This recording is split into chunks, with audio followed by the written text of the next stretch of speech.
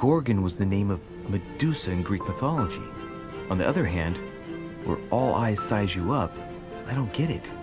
And judging by the number of paintings in the manor, it could be anywhere. Damn! The message continues, but thanks to me, the rest of the text is unreadable. Great. I hope it wasn't a unique edition or Mother's gonna kill me.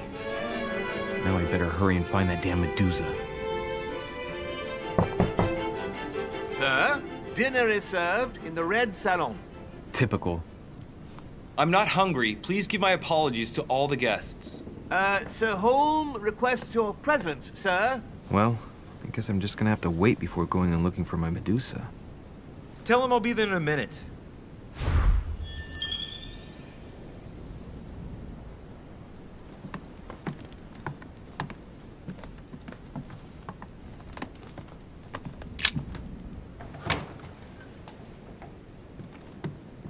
If I get a chance, I may have to take a little tour through the rooms of the other guests.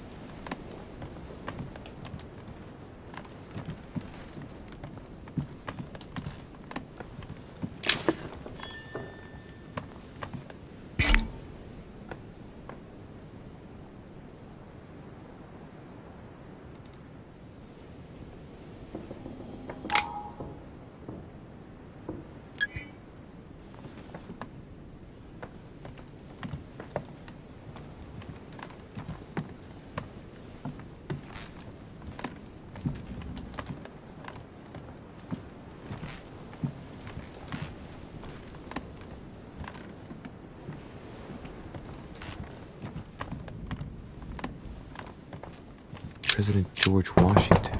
Let no one disturb me. I'm busy. Too bad. I'll see him later.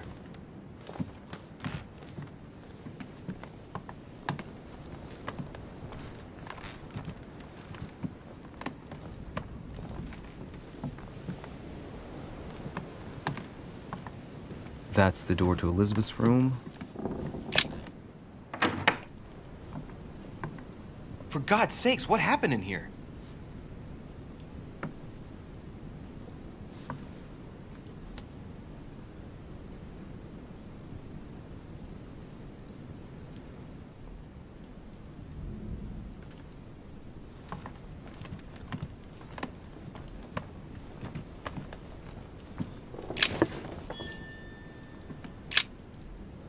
Looks like I found a box containing some kind of white crystals.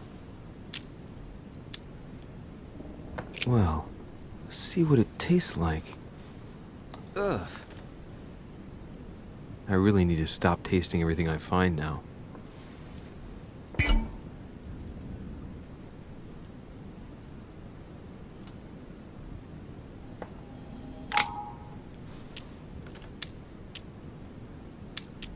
Honey. I couldn't have hoped for better.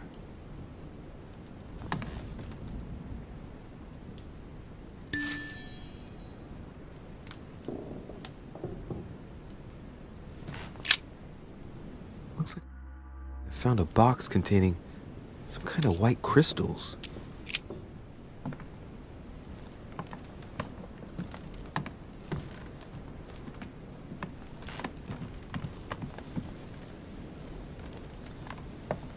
November 1791.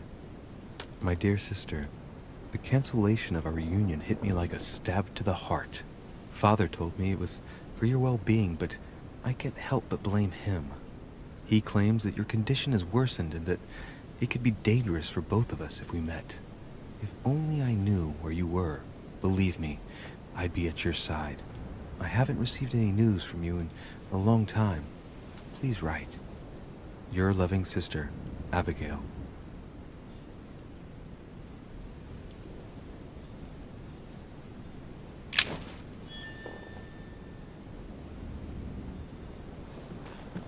November, August 24th, 1792. November, 1791. June 11th, 1790. A novel of the initiation of a young woman into polite society. A Greek drachma, one of the rare ancient coins to be mentioned both in the Bible and in the Quran.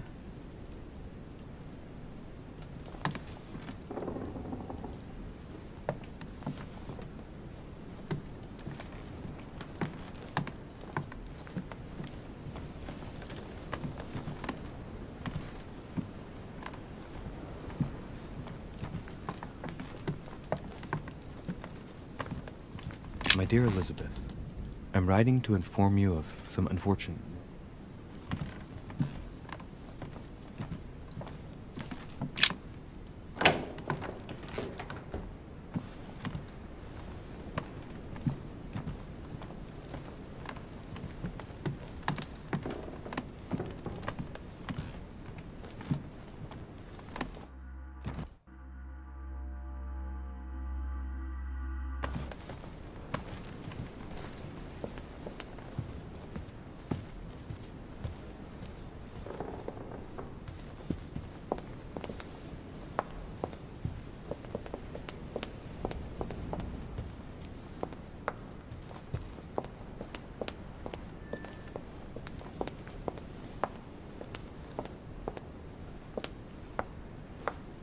Monsieur Johann van Vulner.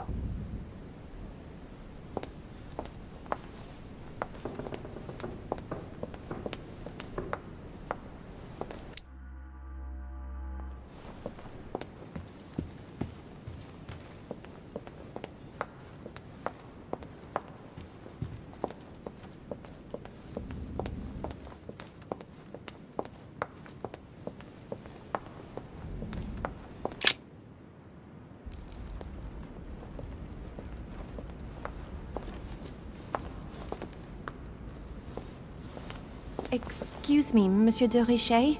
I really need to talk to you. Hello. You're Elizabeth Adams, aren't you? Yes, I regret that we haven't been properly introduced. If you don't mind me asking, what happened to your eye? I had a bad fall. Looks more like a punch to me. My eye's nothing. Last night, I found out that your mother was on the island. What are you doing here?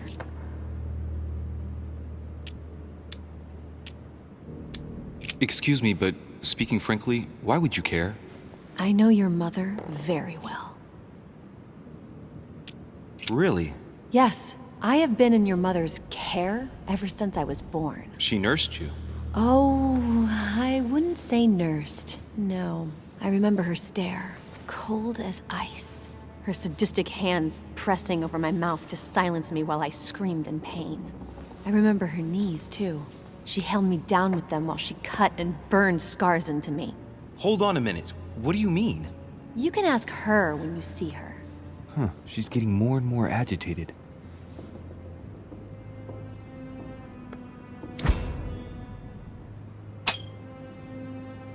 And next you're gonna tell me my mother's also responsible for that scar on your head? My heart stopped twice during the operation. I lost my memory for 6 months. You obviously have no idea of the abuse your mother inflicted on me. Wait. There must be some kind of mistake. My only mistake was ever meeting your mother.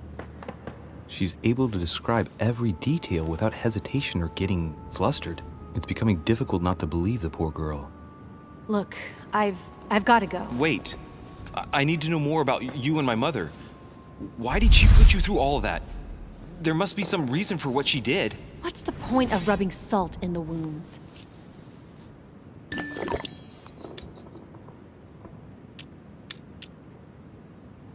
You're right. I don't want this conversation to turn into an interrogation. You've suffered enough already. I respect your silence. Please excuse me. Well, thank you. I know your little game. You're no different from the rest of them. You couldn't give a damn about me. The only thing you're interested in is finding out about your mother.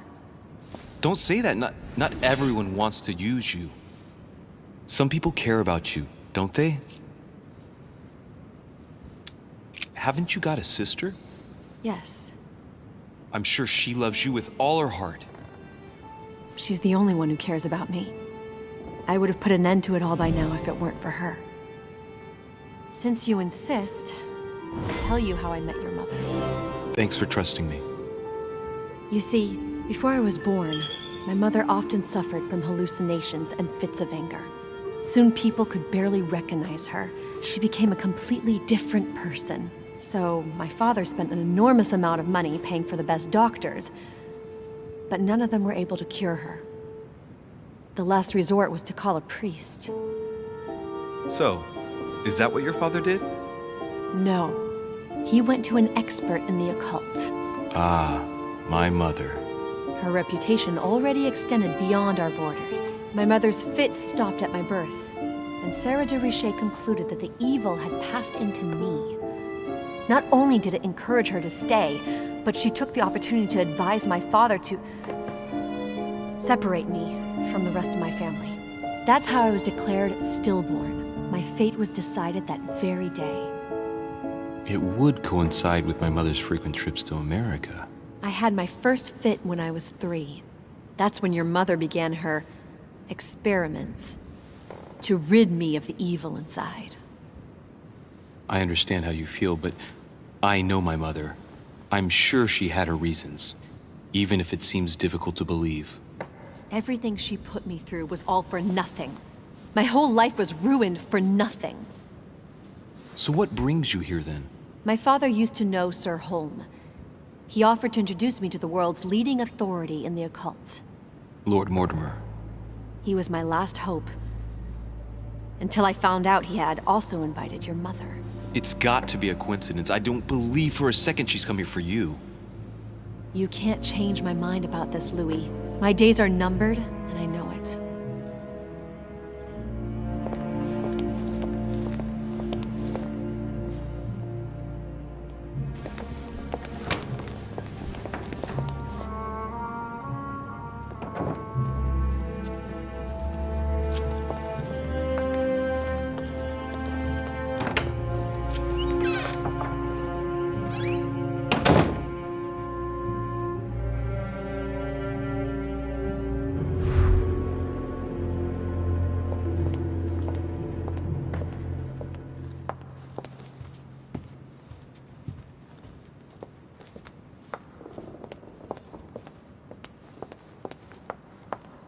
What can I do for you, sir?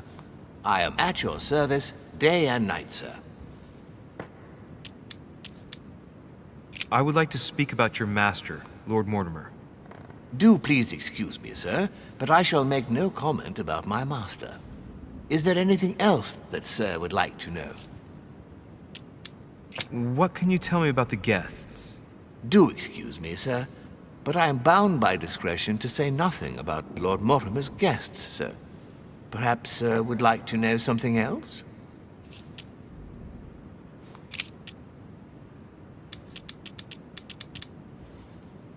What is outside on the island exactly? Lord Mortimer has made a point of keeping the main part of the island in its natural state, sir. For security reasons, only the wharves and the gardens are accessible to guests. If sir would like to walk along the wharves, he has only to follow the pathway used upon his arrival. If he would like to walk in the interior gardens of the manor, I would advise sir to pass through the portrait gallery. May I help sir in any other way? Yes. What can I find on the second floor? That floor is strictly reserved for Lord Mortimer, sir. In the west wing, on the second floor, are his private chambers. In the east wing are the rooms reserved for Lord Mortimer's personal guests.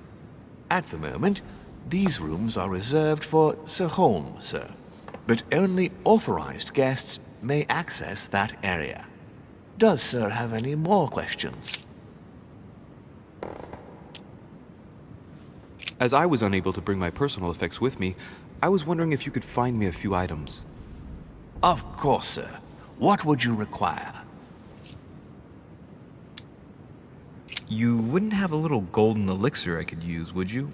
Oh, unfortunately, sir, I have orders not to give any of that medicine to any of Lord Mortimer's guests. Some guests are here to follow a very strict treatment. Mixing or combining certain substances would be dangerous for sir.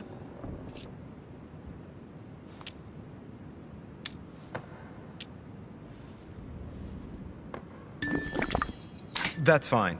I have no intention of swallowing this remedy. You see, I generally use it to put the shine back on my shoes. But maybe you'd rather I ask permission from Lord Mortimer. Where is he? I'd like to tell him about my shoe problem. Sir need do nothing of the sort. There is no reason to disturb Lord Mortimer with this small matter. As you wish. Here you are, sir.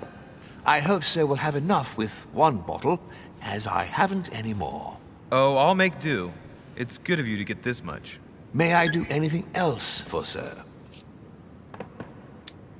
A little Carmelite water would do me a lot of good. Could you find me some, please? Oh, the tonics are under lock and key, sir. Lord Mortimer only allows access to them in cases of emergency.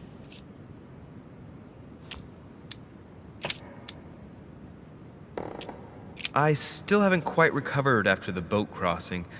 Would you have any Maltese cross, by any chance, please? I am sorry, sir, but the Maltese cross may be just a plant, but it is also a powerful psychotropic drug that causes undesirable diuretic effects. I would advise against, sir, taking any.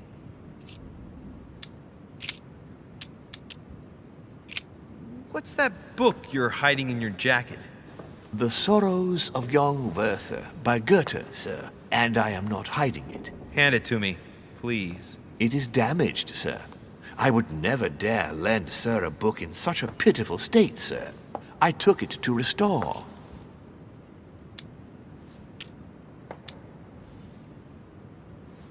Hang on, but it's mine. Beg pardon, sir? It's my book. I'm telling you, it's my book. With all due respect, sir, I hope sir will understand that I have doubt. You see, I found it in Lord Mortimer's library. Huh, there you are then. That's exactly where I left it.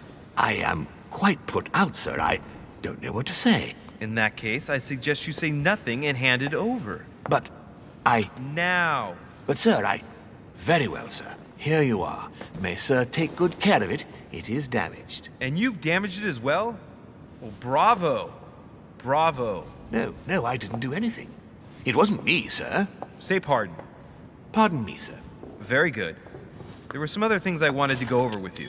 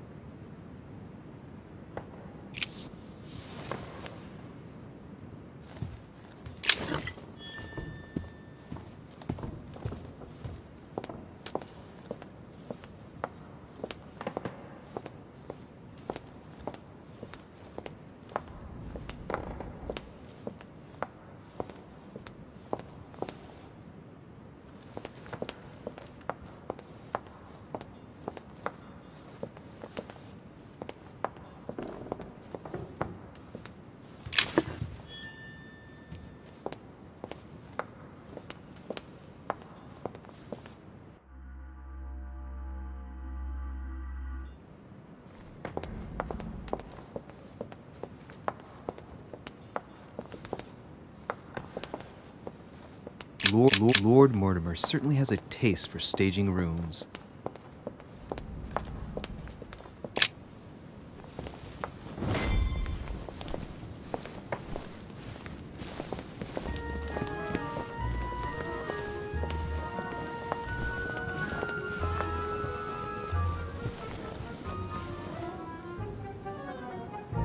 Dear friends, I bid you welcome. I hope the night was not too short. Your Eminence, Duchess, Monsieur de Richet, allow me to introduce our new guests. They arrived during the night. Johann Christoph von Wollner, Minister of Religious Affairs and close aide of Frederick William II, King of Prussia. Napoleon Bonaparte, Lieutenant of the French Revolutionary Army. And Jacques Peroux, French Revolutionary Tribunal Judge.